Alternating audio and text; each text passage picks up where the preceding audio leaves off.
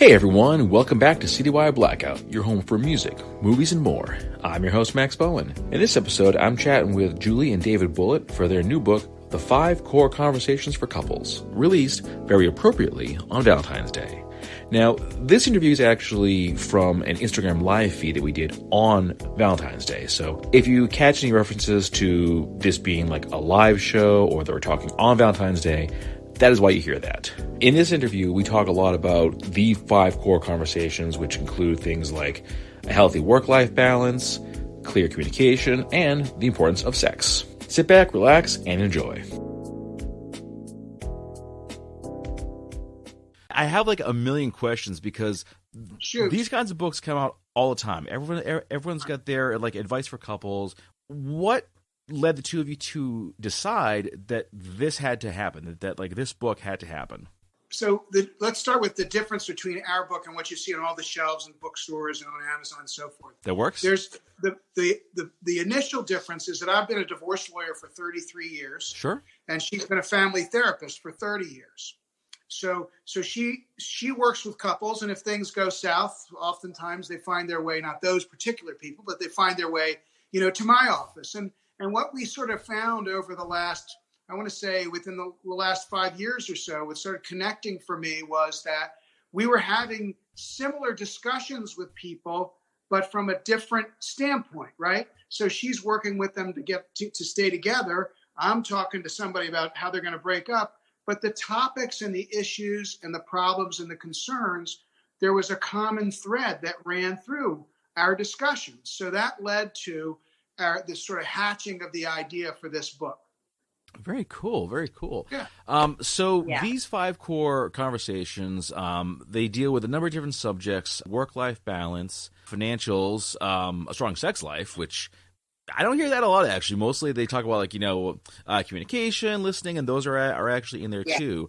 Yeah. But these 5 things, what makes them the core conversations? I mean, like, I imagine you could have like 20 things, 30 things. So on top of the ones that you mentioned, the very first core conversation is about building the relationship and sort of how that happens when two people come together. Mm-hmm.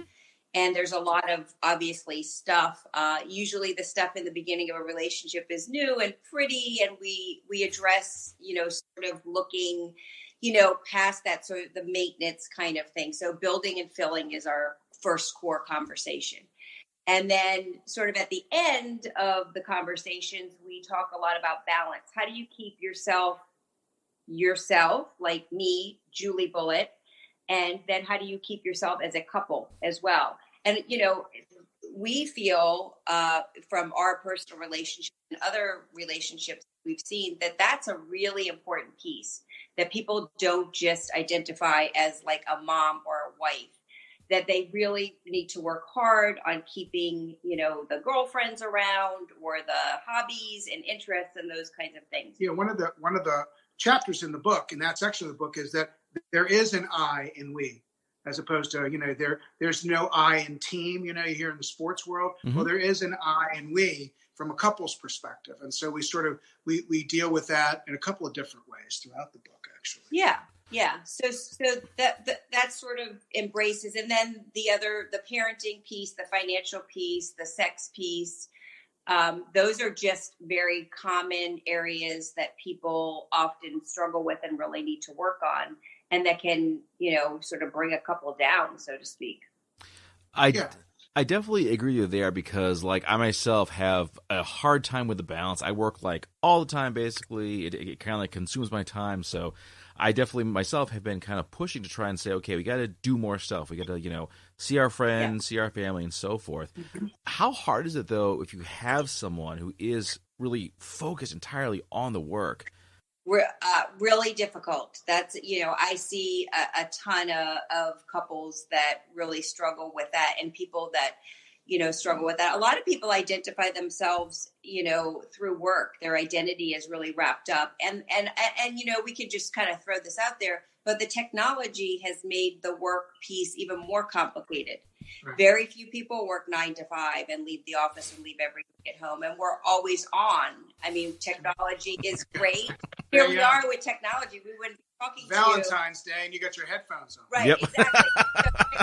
So the technology piece, sort of helps that, workaholic or always working and always on piece, which, listen, it's good and it's bad, but it does make that pulling back and saying, okay, I'm done with work. Let me focus on my family, or let me focus on myself.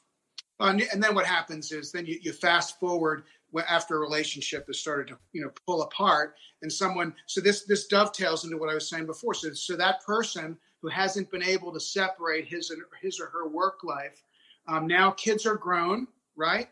I'm now in my 50s or 60s or whatever it is, and not in my 20s anymore. And I'm still working, but now I have that gap to fill that used to be filled with family or other things. And I look across the table and I don't have that connection that I had 15 or 20 years before we were invested in raising our kids and doing what we did.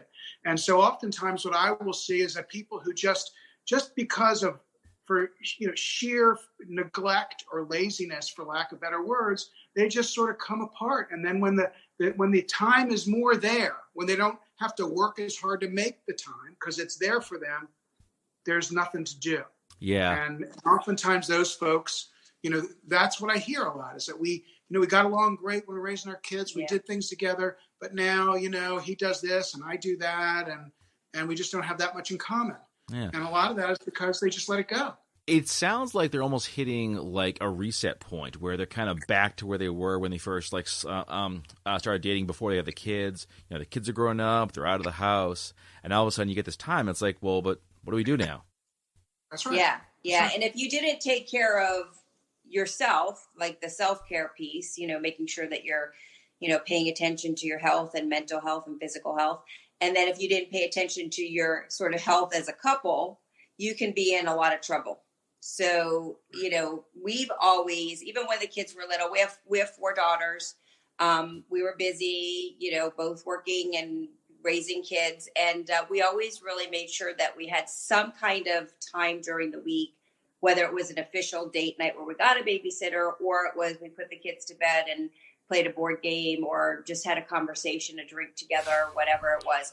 But, there was times we went to Starbucks and just sat for a little while, for an hour. It doesn't have to be, this, romantic dinner where you got a babysitter and you made a reservation. It could be something as simple as go to another space in the house that you don't usually go to, a living room, a porch, a front step, wherever, and just talk and connect.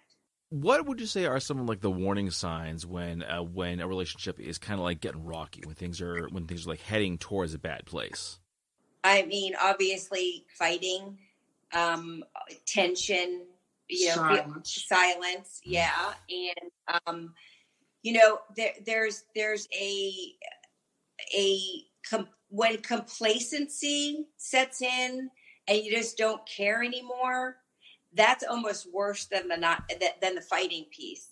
So if people start to just not care, they're not invested, they're not making time for each other, and they just kind of let things go. That's almost more dangerous than people that are squabbling. People that are fighting or squabbling are still in it. Right. I mean, there's a chapter in the book about that silence is not golden. He knows, for example, and just to preface this, a lot of what goes on in this book not only is from our own perspectives in terms of working with folks, but we build a lot of our own personal experience in terms of the good stuff that we've done and probably a lot of the bad stuff that we've done, things that we've done wrong. We're certainly not perfect. No, and we don't hold ourselves out as experts in the slightest bit. But the silence is not golden is a perfect example. We know folks and who I get mad at her and I'm not going to talk to you for a week. I don't care. You can apologize. And this is not us, but I'm saying we know people. We've experienced this where that, what's going on? I don't know. I'm not talking to him. I'm not talking to her. She did such and so. We're not speaking. Now in my marriage, she knows that like 5 minutes of that and my head's going to explode. That's like the worst thing. I'll get on my hand and knees. I'll scrub the floor. I'll do whatever she wants me to do. Just please don't give me the silent treatment. Yeah. Hate that. Yeah. Oh yeah. It's like when one of them says, "Oh, I'm fine." Red flag right there. Yep. I'm fine. Right. Yeah. The I'm fine is I don't care and I'm not going to talk to you about it. I'm not invested in working this out anymore. Right. And that's dangerous. Now to flip sort of to the other side, there are times when it's appropriate to pull back and not discuss something in the moment. If it gets too heated, if people go to a very emotional, reactive place, then sometimes it's okay to say, like, let's table this. Let's take a time out and let's come back to it. We just talked about this week, having like a sign, like a funny sign, like a timeout sign, just to let your partner know, like, this is not a good time to talk about it. But the important part is that you come back to it at another point in time. Mm-hmm. When you're less polarized. Yeah, when you're less hot. Yeah, when your blood pressure comes down, when your amygdala sort of stops, firing. What does amygdala mean? The amygdala is part of the brain, like kind of like. I thought it was like a Yiddish word or something like that. No, it's like part of a brain. You can look it up, but your amygdala fires off, a fight and flight kind of response, and some people's amygdala goes off faster. She's pointing at me than others, and so it's good to know that if yours is going off, that's not a good time to discuss with your spouse something or your partner. Okay, watch the amygdala response. Yeah, watch the amygdala. Got it. As you mentioned, you put a lot of your own experiences in this book. Yeah. When you two would like have arguments, when you two would like fight, how would you cool off? What would you find kind of like works for you to kind of just vent that frustration and stress? Well, I mean, I can tell you, when we disagree or when we have had disagreements over the years, for us, there were two basic trigger areas for us. One was, and if you looked at the book at all, that we had one child with some mental illness issues and who was particularly difficult to manage and handle and raise. So that led to a lot of stress inside the family unit and a lot of stress between the two of us. So that led to a fair amount of the conflict that we have had. And secondarily, we went through a period of some difficulty on the financial side where we were irresponsible and equally irresponsible, and we both sort of stuck our heads in the sand. And that led to, you bought this. What do you mean you bought that? You got this. I have to do that. So if you got this, then I have to get that. And so that led to conflict. Now, I mean, for us, I think we always stayed connected as in a lot of ways, and so it was easier than for many people.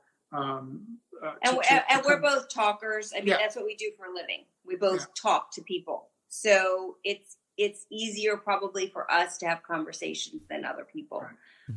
So that's a gift. But, I do think that for us, taking a minute, going out for a run or going for a walk or going to put your headphones on, those kinds of things just to kind of cool down if you're in the middle of it.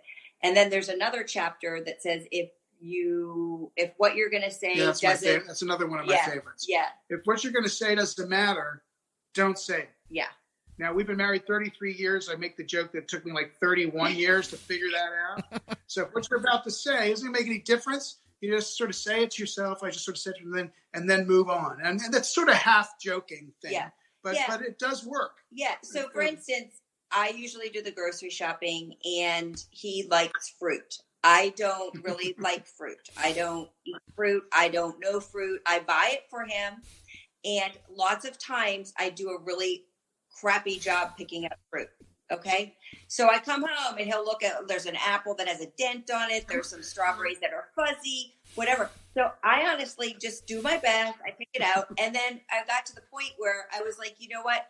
When I come home, I don't want you to comment on the fruit because I'm not going to do it any better next time. I'm just going to gather the fruit and you're going to take what you eat or throw away some of it. I don't care, but don't say it because it doesn't matter. I know. I just toss it in the trash and then she sees the stuff that she just bought in the garbage 20 minutes later and she knows and that's but she doesn't have to say it. Right. Good lesson to learn. Yeah. Definitely. Fruit. The great fruit debate. And I am like more or less like anal retentive when it like comes to like my fruit because I love fruit. I buy it all the time. Yeah. And I'll be like checking the apples, scanning them for like any like minor deficiencies. feel everything. I look at, the blueberries, the blackberries. She just grabs the thing on the top and flips it in the car. Yeah. And so inevitably, you show up with the fruit, right? And then I got to put it in the bowl, and there's one that looks like it's got Santa Claus's beard on the bottom, and it's gross. And you can't eat any of it, So, yeah, anyway. I just come home with the fruit, and he shouldn't say anything because I did my best, and he should be thankful that I got him fruit. Yeah, I think I actually read that your blog, Julie. You mentioned that you had a client who was going through the exact same thing. It was this minor thing, and rather than being appreciative of doing it, they were kind of focusing on the negative. But is that kind of how you approach these things, where rather than saying, okay, you screwed up, focus on, wait, there is some positive to this. What is that? Exactly. And you know what? We're all guilty of this. We're all guilty of doing something or looking at a situation and saying, oh, but it could have been this way or it should have been this way. And we're all guilty of being critical in that way. And, the important part, especially in a relationship, it's different when you're critical of yourself, when you say, oh, you know what, I kind of screwed up here or whatever. But in a relationship, it's really important to see the positive pieces. Yes, you did go to the grocery store, and I really appreciate that you got the things on my list, that you got. The fuzzy fruit. The fuzzy fruit. Yeah. And you can blend it, right? You can just throw in the blender and make something. And there's some research that says, and I forget where it is, so don't quote me on this, that for somebody to be able to handle a criticism, there has to be 10 positives for a negative. So think about that. And again, I'm not sure about those ratios, but I remember hearing something about that. So in the day, for me to hear something critical or something, constructive, whatever you want to call it, you need to have said 10 nice things to me. I always do, so that's easy. Yeah, he's really good with compliments. I'm not as great with compliments, but I work on it. I love that, the thumbs down from David. It's great. Hey, you got the amygdala going on. And she doesn't work on it that hard either. Yes, I do. You look good in red, honey. We talked earlier about communication, about being open and honest. But I imagine for some couples that can be a bit tricky because they may say, wait, I don't want them to be honest with me, especially if they're really angry with me. Do you work with couples so that they can be receptive to that kind of negative feedback and not just fire right back at the other person? Yeah, again, that probably goes to a couple of different things. First of all, priming, making sure that you're seeing the positive piece. Sure. And then the connection piece. And this is where, there's a chapter in our book about connection and lubrication in the relationship. So if you guys are not connecting and not feeling close, a criticism or whatever you want to call it really feels very, very difficult and threatening to the relationship. If you are in a good place with your relationship and your husband or wife or boyfriend or girlfriend says something, then you're not feeling as threatened. So lots of times it's about where you are with your relationship. And I find that couples that are connecting on a regular basis have a lot more room for that piece. Those kinds of, he left the, toothpaste cap off or the milk sitting, in the counter or whatever it is. I mean, this is early. Again, toggling back. This was a conversation that we had. And she started talking about connection being a lubrication. And my eyes start rolling around thinking, okay, either I don't know what she's talking about or it's some sex thing that I don't know anything about, right? Connection. What are you talking about? And ultimately, she circles around that connecting with your partner is, if you think about it like a car, right? The oil is what lubricates the engine, keeps it moving. And that connection piece is sort of what you talk about, which is what keeps the relationship rolling. So even in areas where you're opposed or where you argue or where you don't get along, so long as you've maintained that ability to stay connected to each other, the engine keeps running, right? Yeah. I'm using her metaphor. Yeah. So I've learned. Yeah, he's good.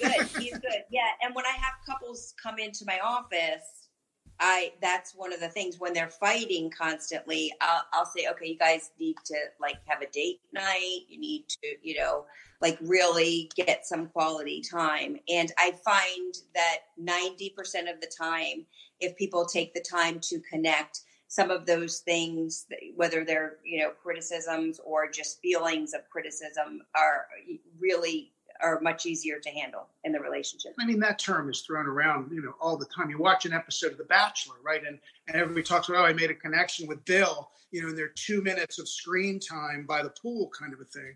And obviously it's a lot more than more than that. It takes a lot more than that. Yeah.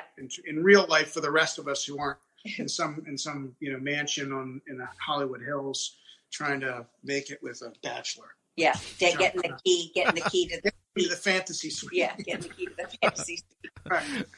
Where do I get that place, huh? How do I get that life? I never got the key to the fantasy suite. I want that key. Yeah. I don't even care if I'm in there by myself. I want to go to that fantasy suite. Exactly right.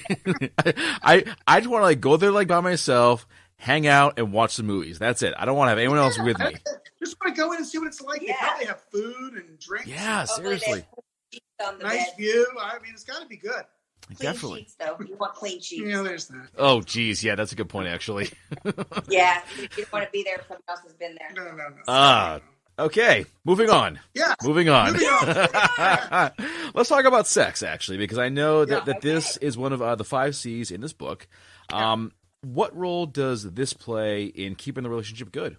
First of all, I want to say that it's a pretty big piece of a relationship. Mm-hmm. However, there are relationships that are great relationships that work for people that they're not having sex. So I don't want to blanketly say you need to be having sex to have a good relationship, because there's, physical issues, there's mental health issues that definitely, interplay with relationships that make it not part of what people are doing. Okay, so stop for a second. So now toggle to the lawyer's office, right? Yep. And years ago, and we talk about this in the book, I came up with my big 4 reasons why people come and divorce. Mm-hmm. And those 4 reasons, and I can tell you without question that it's 1, 2, sometimes 3 of the 4. And it's sex, money, kids, and then I have the general catch-all, just general malaise, not otherwise specified, right? But so I think, and it's not for me to say, I'm not in the mental health field, but certainly one of the big complaints when people get to me is that sex has not been fulfilling, has not been good for them, has not been something that's been a part of their life for whatever reason in their relationship. And that's a very regular occurrence. It doesn't happen all the time. Yeah. But it certainly is one of those big 4. We call them DBs, big 4. If I'm going to put on a poster. Yeah. It's one of those. It is. Yeah. It is. No. And what I was saying was more of a disclaimer, because I don't want people to go, we aren't sexual for, problems, physical problems, health health issues. I mean, there's definitely relationships that are good that are sexless. Right. What we see a lot is, I wouldn't want to be in one, by the way. Right. No. He would not want to be in one, and just saying, you wouldn't be in one because you'd be out. That's my point. Yeah. Right. So anyway, we do talk about sex. We talk about differences in sex drive. And, again, stereotypically, men seem to want to have sex more than women, although we've certainly seen it the other way around. The differences in how people view sex and what sex does. So for a lot of people, and I'll just say men, they're really just looking for sexist. That's just not. Well, okay. So for some people, they're looking to have a biological need met. Okay. Yeah. And then there's other people they want to have a connection that are looking for some romance or looking for a connection. Okay. So there's differences in the way that people view sex. Right. And then when those differences are with 2 people that are in a relationship, it can cause some difficulties. So kind of negotiating, talking about that is, something that we have in the book. Yeah, I mean, the frequency issue is certainly, we've had in our relationship, right? So there's a chapter in my book, our book, that says it shouldn't be a budget item, right? I mean, it shouldn't be a line item on a budget just because you did it on Tuesday. Why does that mean you got to wait till Sunday or 2 weeks from Tuesday or whatever? The bucket doesn't empty. whatever it may be. So, but yeah, people come and look at it differently. We come to it from different This places. this is a constant conversation that we have, and that we're still working on this. I mean, this is, something that we still struggle with. So this isn't something that we've like come up with the answer, but we're saying that you got to talk about it, you got to understand it, and you got to, deal with it. Yeah.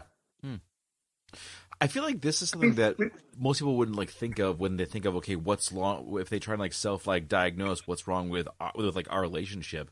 That wouldn't come up. It'd be like, oh, we're fighting, or we're not communicating properly, or something like that. But sex I don't think it's something that people, unless you're talking with your buddies, and men often don't have these. I mean, I don't know how much you might have this discussion with your friends or whatever, but in terms of girlfriend, women, I think might talk about it more. But it's not like a common thing that we're going to sit around over a bagel at Panera and say, when was the last time you had sex? Because I haven't had it since September.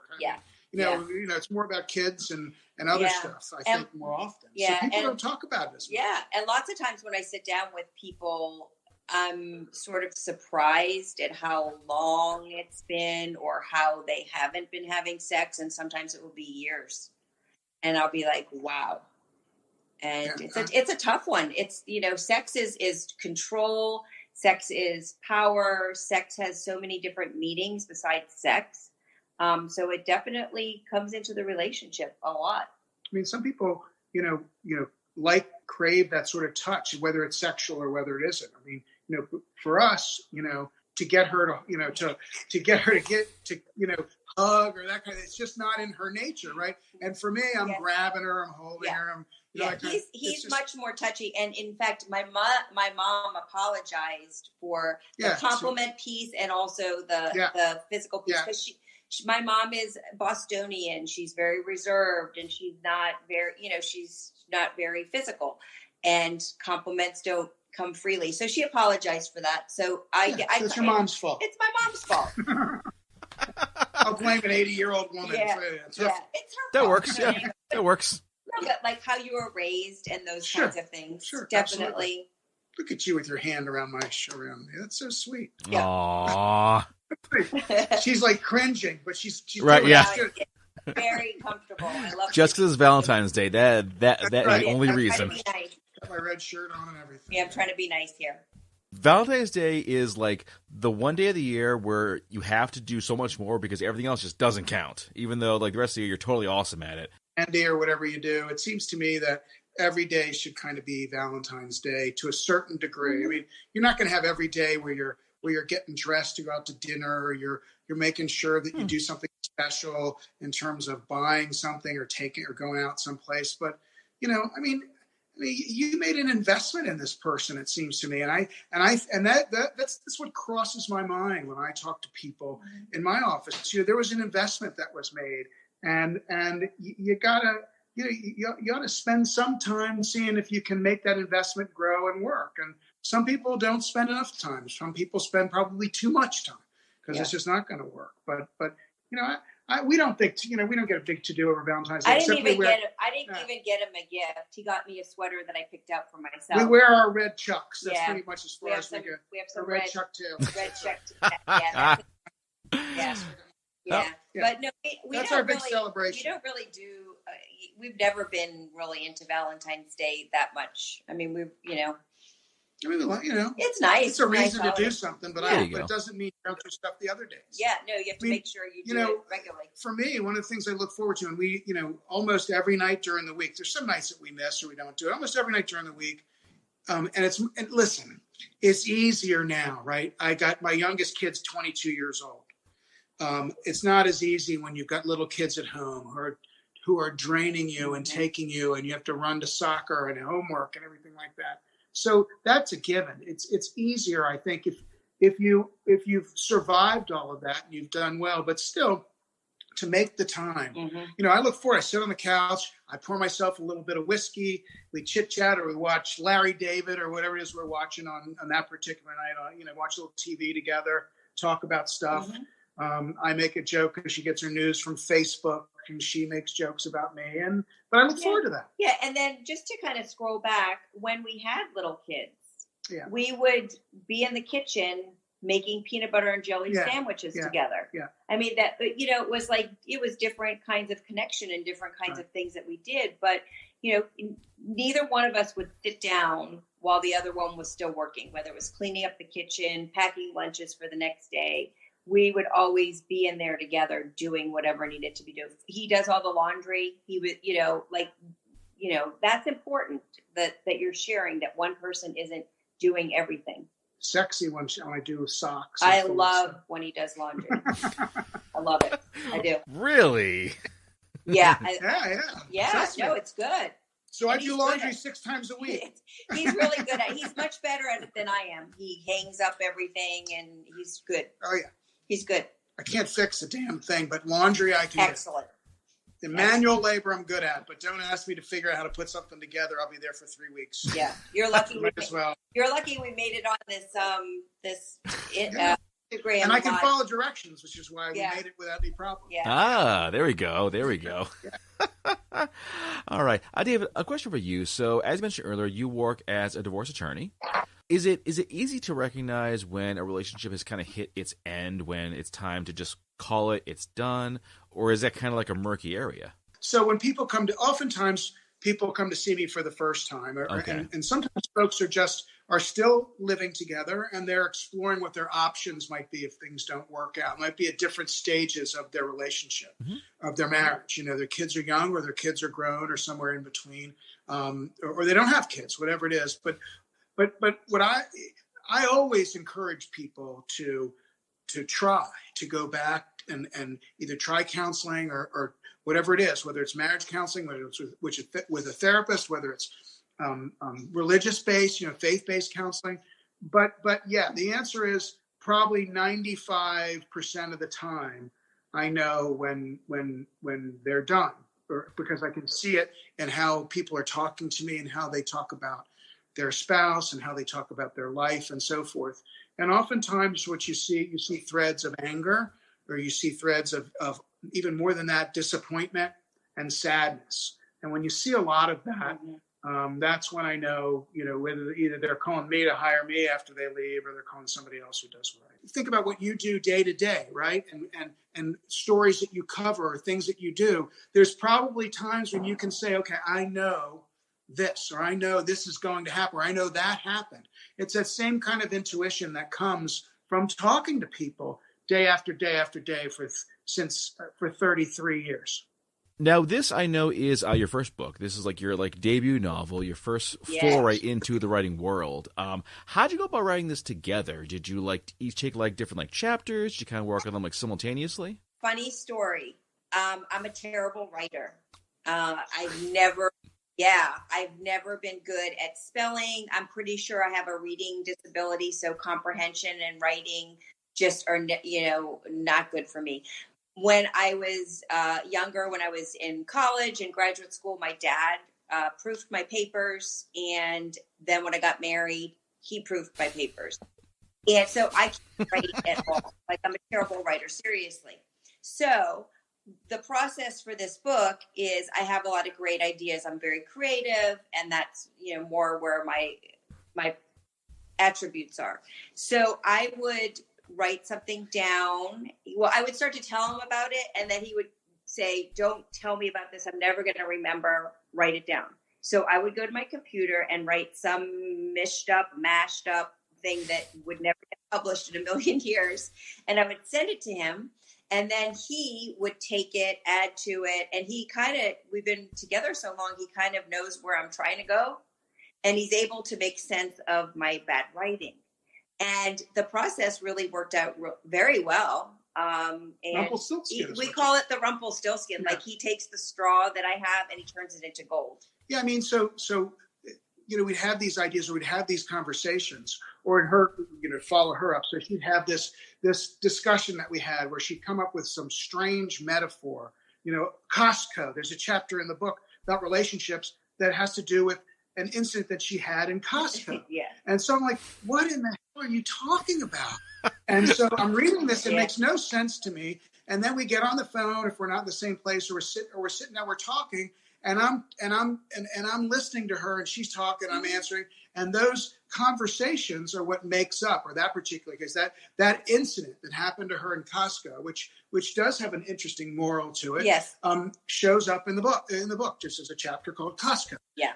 There's others that we sort of try to take a humorous approach, right, to things at the time that were not particularly humorous. Yeah. One of my favorite examples, although it wasn't particularly funny at the time, was that when our daughter ended up hospitalized for psychiatric inpatient hospitalization.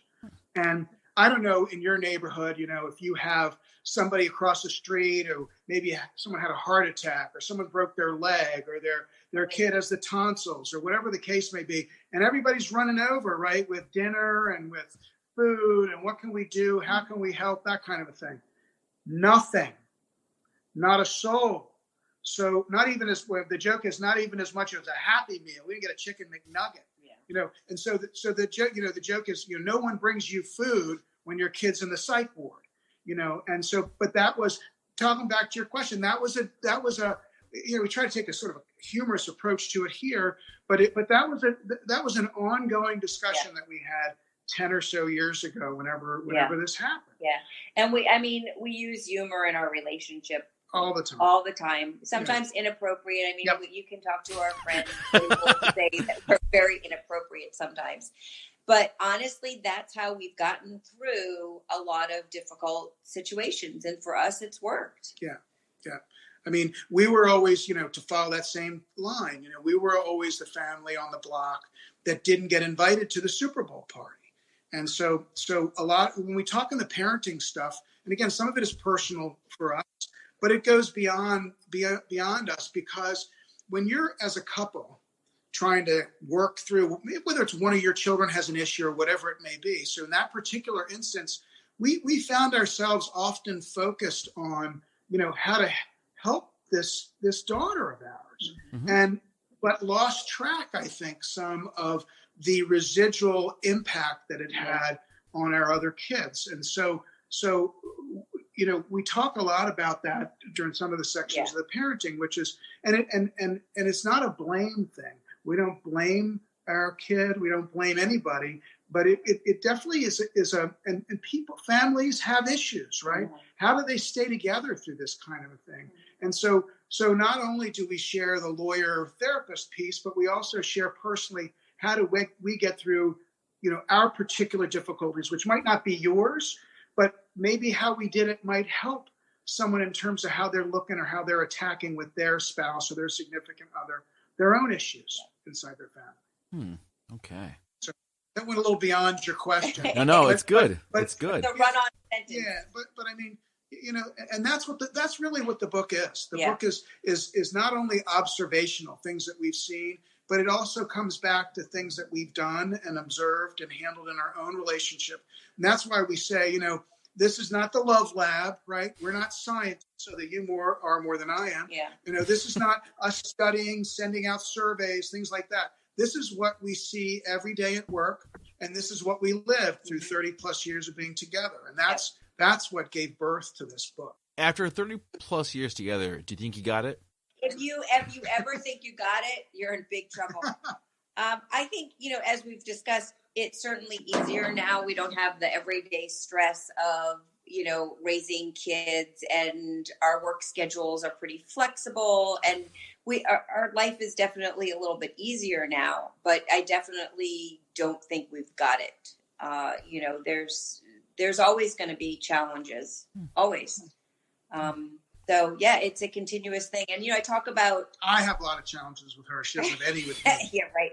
Zero. So the other thing that we talk about, the concept, and we've sort of touched a little bit on this, is that your relationship can't be something that you pay attention to when you have time. Right. And sort of that concept of elf on the shelf, where you put it away and then you just bring it out. And he's so important for those, 30 days or whenever you bring Valentine's it out. Day or the birthday or anniversary. That things, it can't be that you just pay attention to something when it's good for you and when you have time to, because relationships don't work that way. Mm-hmm.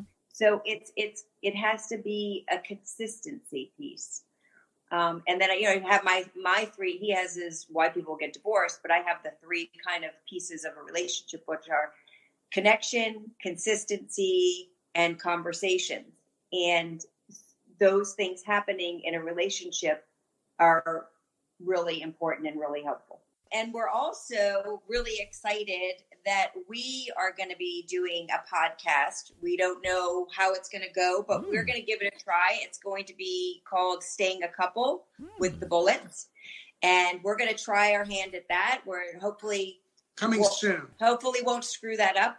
We have a website, thebulitts.com. If anybody wants to stay in touch with us, get on our mailing list. We would love to add you.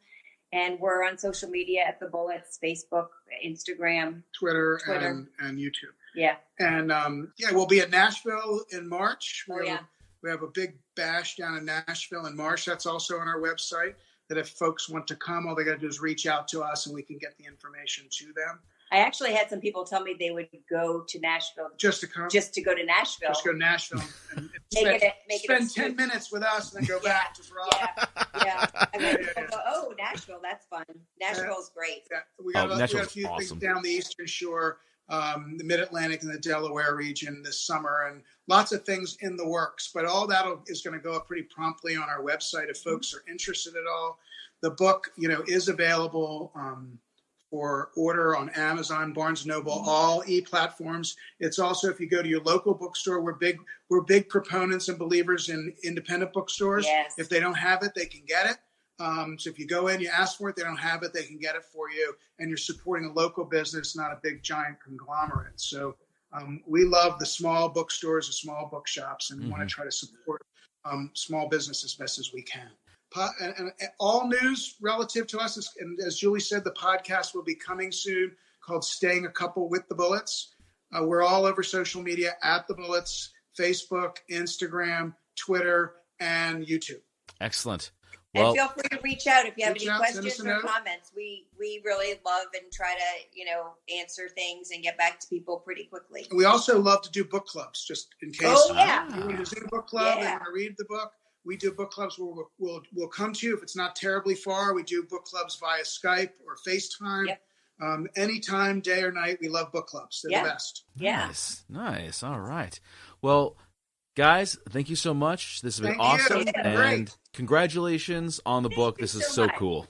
Excellent. Thank you so much. Nice to meet you. Have a great night. This is Angelina Singer, author of the Upper World series, and you're listening to Citywide Blackout, the best podcast for independent artists.